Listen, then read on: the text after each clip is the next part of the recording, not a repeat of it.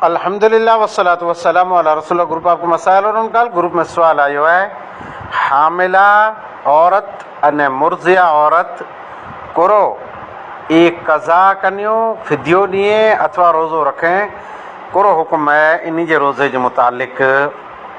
हामिला उहा औरत जेको हमल थी आहे, अने मुर्जिया उहा औरत जेको बच्चे के दूध पीराए थी। इहा औरत जेकॾहिं पिंड जे हिन औरत जे जान के ख़तरो न आहे रोज़ा रखे, बच्चे के ख़तरो न आहे रोज़ा रखे, हामिला आहे चाहे मुर्ज़िया आहे। अच्छा, हाणे मुंदो आहे जेकॾहिं बच्चे के ख़तरो थी सघे थो त अहनाफ़ जे मसइले जे मुतालिक़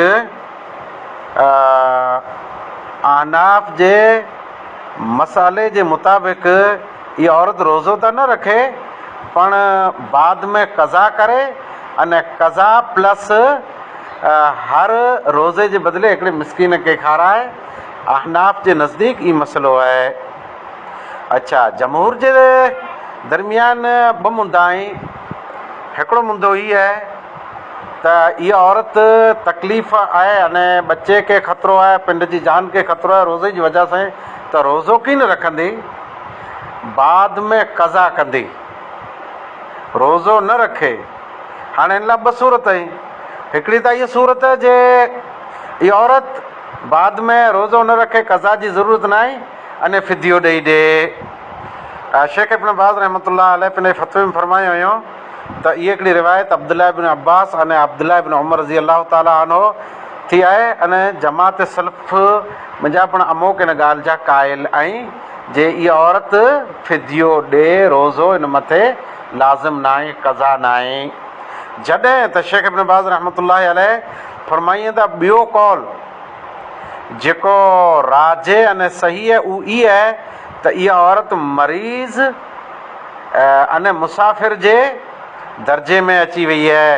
मुसाफ़िर बाद में कज़ा करे अने मरीज़ बाद में कज़ा करे, लिहाज़ा इहा औरत बाद में कज़ा कंदी। ई राजे मसइलो आहे। इन जे बावजूदि जेकॾहिं कोई इंसान इनखे निकी आहे जे आऊं रमज़ान सूदीअ रोज़ो न रखी सघां, कज़ा की न थींदी अने फिदियो न भराणो, ज़ाती अहिड़ा हालात हुअनि था इंसान जा। इहा औरत लाइ ख़ासि आहे, कारण की औरत नाक़िसुल अक़्ल आहे अने औरत खे अलाह उहा सहूलियत ॾिने जंहिंमें औरत खे लाभ गीड़ो खपे।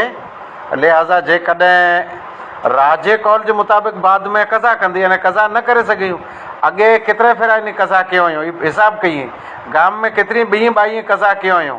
जे कज़ा नथो थी सघे त आउं अहिड़ो को फ़तवो नथो ॾियां, पण मरजूह कौल इब्न अब्बास अने अब्दुल्लाह बिन उमर रज़ी अल्लाह ताला अन्हुमा जो आहे जे इहा औरत न सरंदे, पण कौल मरजू आहे, राजे अने अफ़ज़ल न आहे।